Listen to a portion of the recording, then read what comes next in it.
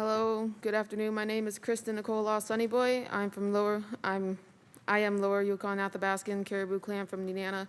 My mother is Christina Sunnyboy. Grandparents are Mitch and Kathleen Dementiff and Arnie Sunnyboy and Patty Peters. Great-granddaughter of Hank and Caroline Ketzler. I would like to thank Tanana Chiefs Conference, our elders, the Tanana Native Council, our Chief Janet Allen, my mentors, and everyone else here today for letting me have this opportunity to speak on behalf of my people. The topic I want to talk about today is a problem we have all across the state of Alaska, and especially among our Native women. Most older people would think of this as taboo. We don't talk about things like this. My mom blamed herself because around when it started to happen, she had gotten 9 broken ribs and also her sternum and spine from him, being unable to fully give us her whole attention because she was working on healing herself. Between the ages of 7 to 11 years old, I was sexually abused by a very close family member. I remember the first time it happened, he was very drunk and I was too scared to move. After 4 years of abuse, the only way it stopped was when he finally decided to leave us and move away. You can't see. No one knew anything until I was 12 years old. I was supposed to make a statement to law enforcement about my abuser then, but I didn't feel I was ready to talk about anything just yet. Basically, you can say I froze in my tracks. It was until 2 years later, at 14, I did make a statement about what had happened, but in the eyes of the law, it wasn't enough evidence to put him away. To this day, he's still there roaming the streets of Fairbanks. A few months later, my mom put me into counseling. I still felt I couldn't open up about what the abuse did to me. During that time, he kept on trying to approach us and talk.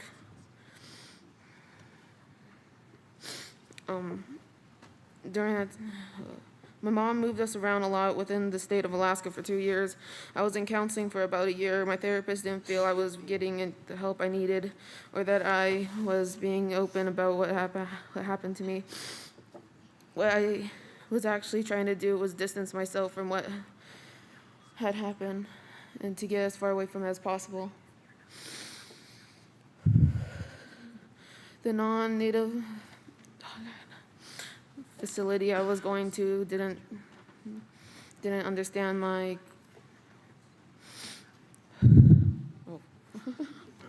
cultural beliefs and no.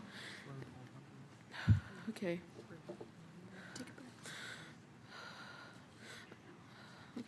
Right here. Mm-hmm. The non-native facility I was going to didn't fully understand my cultural beliefs and how to better understand what I was going through. I still feel uneasy about this whole topic, but this speech is just the beginning of my healing process. It's not my fault. I know it's not my mother's fault. It's not anyone else's fault, but the person who did this to me. What I'm trying to say here is that we need better education on sexual abuse and how to deal with it in the rural villages, not just urban. Health aides, behavioral health aides, council members, village members, and everyone in rural villages should be better educated on this subject. But even better, we need a native treatment facility in our region that specializes in sexual abuse for our youth and young adults with professionals that know what it's like to grow up in a village and not have our voices heard, people that can understand and know how to better treat what has happened to us. I've heard of others that were sent to Anchorage, some were even out of state for counseling. A non-native facility to people that don't fully understand our way of life, to a place where they think all people are the same and can be treated the same. This is not something to brush under the rug. It should not be a taboo that we don't talk about.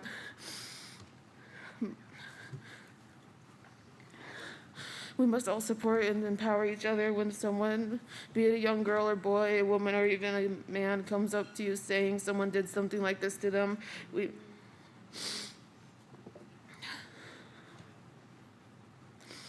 We have to take it seriously and support them no matter what. I hope you take into consideration the amount of sexual abuse that is going on every day here in our state. but some don't speak up because they are not taken seriously. Thank you for letting me speak today, and I hope you enjoy the rest of the convention. On a basit.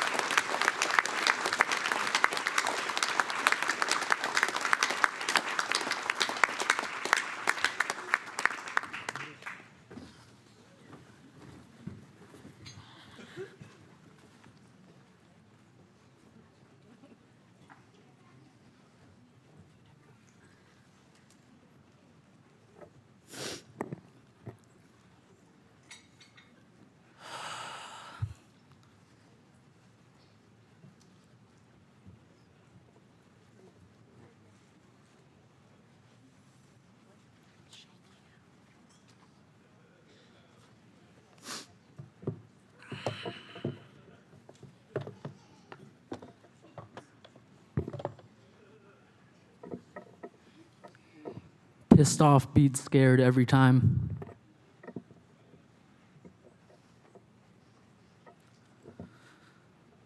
I seen my sister just now, but I feel like that's the first time I've ever seen her.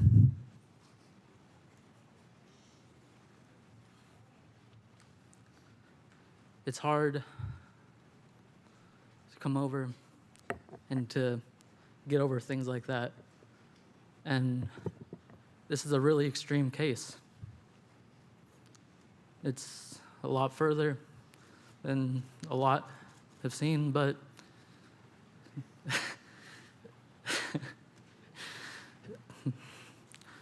but you all saw. You saw her strike.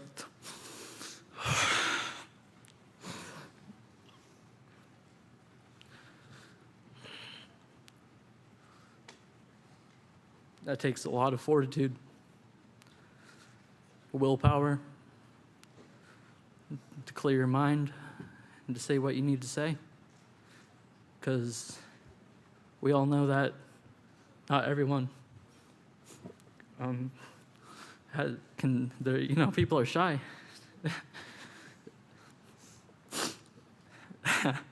They're always the sweetest kind.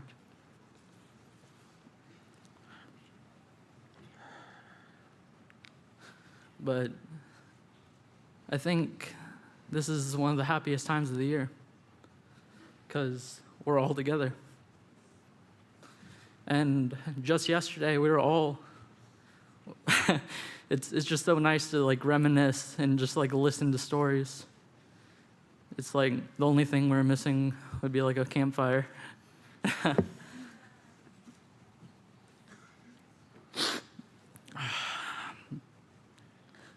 I know there's good in everyone.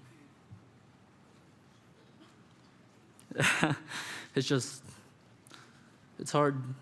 Sometimes it's hard for people to see that. But I just ask of you,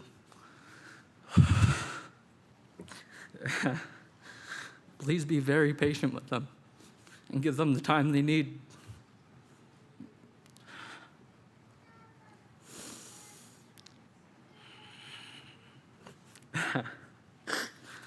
Sorry. I tried to practice earlier and get all my tears out, practice crying. I don't do that very often. But another thing I'd like to address is something among our youth. It's scary. Not everyone has healthy coping mechanisms. Everyone deals with their stress and trauma differently. But just know healing takes time. A long time. But I mean, it doesn't seem like that long once you're on the road, you know?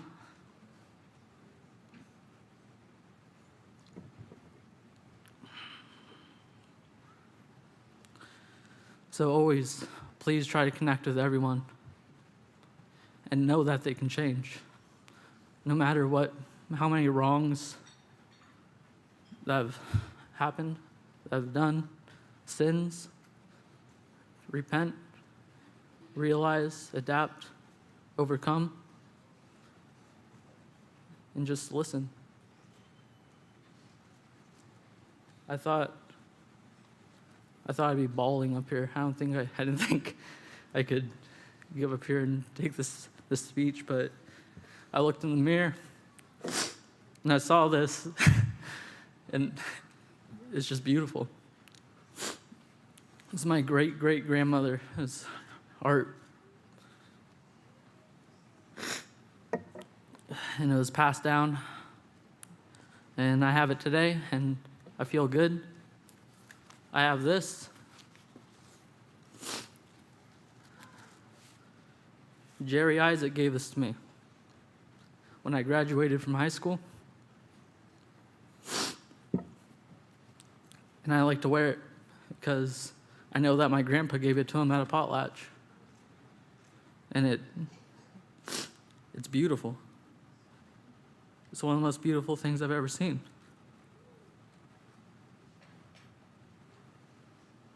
That's why more young men need to feel the pride that they feel when they wear this.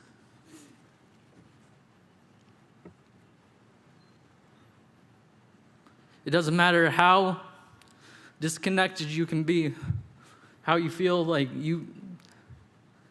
I've never been the greatest hunter, fisher, technical things. I can't remember, well, pretty much anything. But I like to see the good in people, and I listen to what they have to say. I see their traits, and I just wish more people can see like that.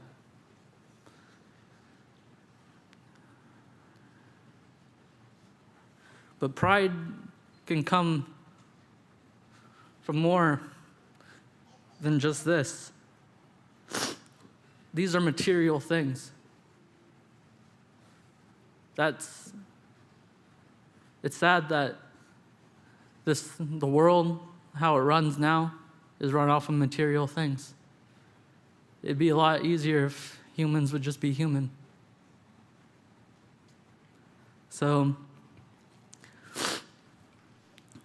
if I'd like to invite anyone who wants to change today, and they can come up here and stand with me. Thank you.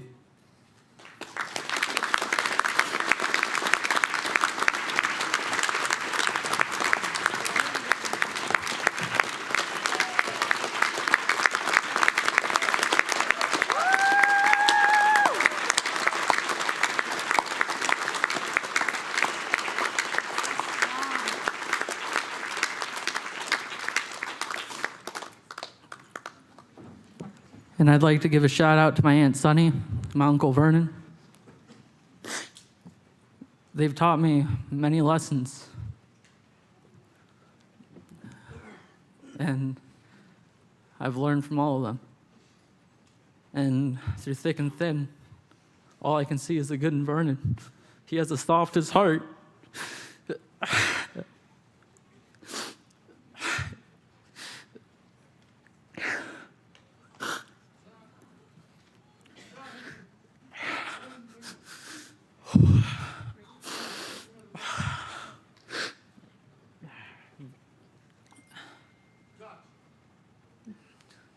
You're one of my favorite people. You've always been.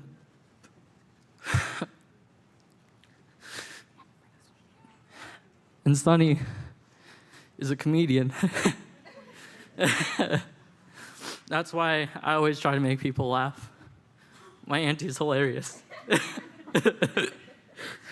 Thank you.